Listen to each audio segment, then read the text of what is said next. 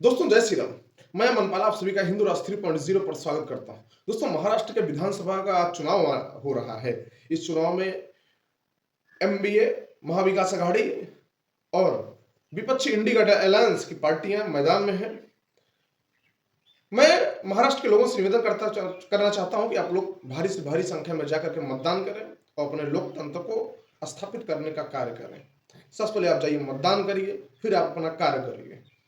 लेकिन महाराष्ट्र चुनाव से एक दिन पहले यानी कल 19 तारीख को एक बहुत ही बड़ा सियासी हलचल हुआ। सियासी हलचल यह हुआ कि भारतीय जनता पार्टी के महासचिव विनोद तावड़े, जो भारतीय जनता पार्टी के वरिष्ठ नेता हैं और बहुत बड़े नेता माने जाते हैं विनोद तावड़े, उनके ऊपर 5 करोड़ रुपए लेकर के पकड़े जाने का विपक्षी पार्टियों ने आरोप लगाया। विपक्षी पार्टियों ने आरोप लगाया विनोद तावड़े नालासोपारा विधानसभा में 5 करोड़ रुपए लेकर के लोगों के बीच में बांट रहे हैं, मतलब नोट के बदले ओट। लेकिन क्या यह सही है जो विपक्षी पार्टियां आरोप लगा रही हैं, चाहे शिवसेना उद्धव ग्रुप हो, चाहे एनसीपी शरद पवार गुट हो, चाहे राहुल बाबा की कांग्रेस, ये लोग आरोप लगा रहे हैं। ये आरोप कहां तक सही है हम आपको आज फैक्ट बताते हैं। फैक्ट नंबर 1, जो बैग पकड़ा गया जिसके ऊपर ये लोग आरोप लगा रहे हैं विनोद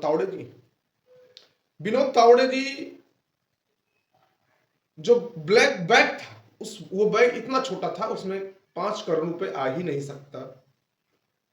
पहले दूसरा, विनोद तावड़े जी इलेक्शन कमीशन से ये खुद बोल रहे हैं कि आप इसकी जांच कराइए। जो आदमी सामने से आकर के ये बोल रहा है कि आप इसकी जांच कराइए, तो ये विपक्षी पार्टी कहती है कि हमने बोला। भाई आपने कहां से बोला?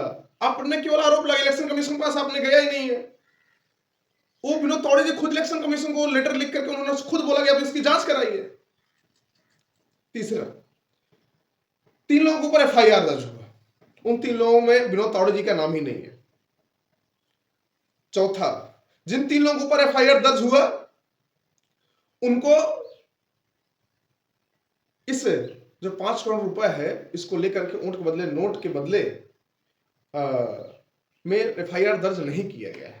उनको आचार संहिता के उल्लंघन के आरोप में उनके ऊपर एफआईआर दर्ज की गई।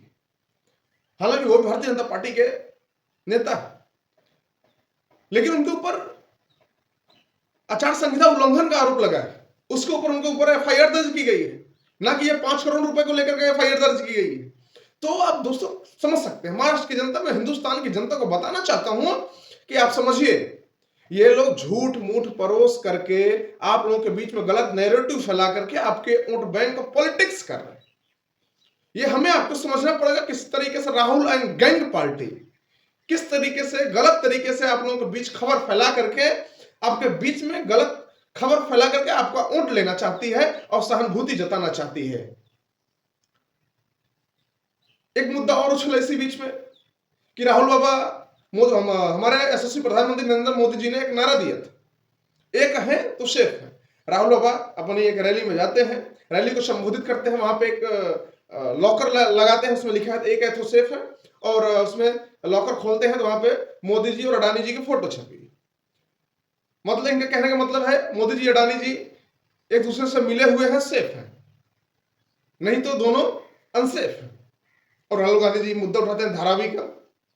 राहुल गांधी जी, आप ये हमें बताइए, क्या धारावी के लोग उसी पत्रे की जिंदगी जीना चाहते हैं? क्या धारावी के लोग उसी नाली और बदबू के बीच में जिंदगी जीना चाहते हैं? क्या उनको फ्लैट नहीं चाहिए? क्या आप यही चाहते हैं कि उनकी जिंदगी उसी नरक में बीते? क्या धारावी, जो एशिया की सबसे बड़ी स्लम एरिया है, धारावी का कंस्ट्रक्शन नहीं किया जाना चाहिए? ये आप जवाब दीजिए। अगर आप गरीबों के हितैषी बनते हैं तो आप हमें बताइए, क्या गरीब पत्रे में जीना चाहे? क्या आप गरीब को पत्रे में रहना देना चाहते हैं? अगर नहीं रहने देना चाहते हैं, वो धारावी का जो स्लम एरिया है उनको निकाल करके वहां पे बिल्डिंग उनको शिफ्ट कर दिया जा रहा है, जिसमें गलत क्या है राहुल गांधी जी, आप हमें बताइए। उनको जिंदगी का एक आयाम देने की कोशिश की जा रही है, लेकिन आप नहीं चाहते हैं। दूसरा, राहुल गांधी जी, आप, मेरा क्वेश्चन है, आप हमें बताइए, आप कहते हैं अदानी जी लुटेरे हैं, राजस्थान में 66,000 करोड़ का प्रोजेक्ट आपकी गवर्नमेंट ने दिया। अशोक गहलोत मुख्यमंत्री थे। 12,000 करोड़ से ज्यादा का प्रोजेक्ट आपने तेलंगाना में दिया। रेवंत रेड्डी वहां के मुख्यमंत्री हैं। हिमाचल प्रदेश में आपने जमीनें दी कांग्रेस को, अडानी को बनाने के लिए प्रोजेक्ट दिया है। आपकी वहां सुखविंदर सिंह सिक्खू वहां पे के मुख्यमंत्री हैं। आप कर रहे हैं तो ठीक है। अगर कोई हमारे देश में अडानी बिजनेसमैन है, बिजनेसमैन क्या करता है? अपना व्यापार फैलाता है। जैसे आप अपना जलेबी का व्यापार हरियाणा में फैला रहे थे ना, उसी तरीके से आप हर कोई बिजनेसमैन अपना व्यापार फैलाते हैं। जैसे आपने नेशनल हेराल्ड केस में पैसा की गमन किया आपने, जिस तरीके से झूठ बोल करके, आप भी आज भी बेल पर है।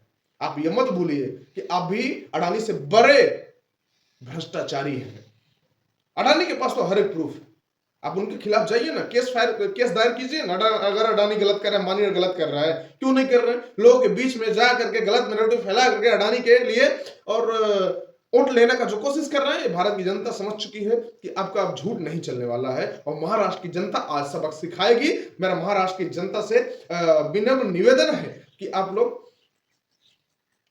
अपने हितैषी, आपके बच्चों का भविष्य के लिए, आपकी बच्चियों की सेहत के लिए, आपकी सेहत के लिए, आपकी सुरक्षा के लिए, अपने देश की सुरक्षा के लिए, अपने धर्म की सुरक्षा के लिए एक ऐसी पार्टी को सरकार बनाए जो आपके कार्यों को करे, आपकी परेशानियों को समझे, आपके तकलीफों को समझे, आपको सुरक्षा दे, आपके देश को सुरक्षा दे, आपके धर्म को बचाए।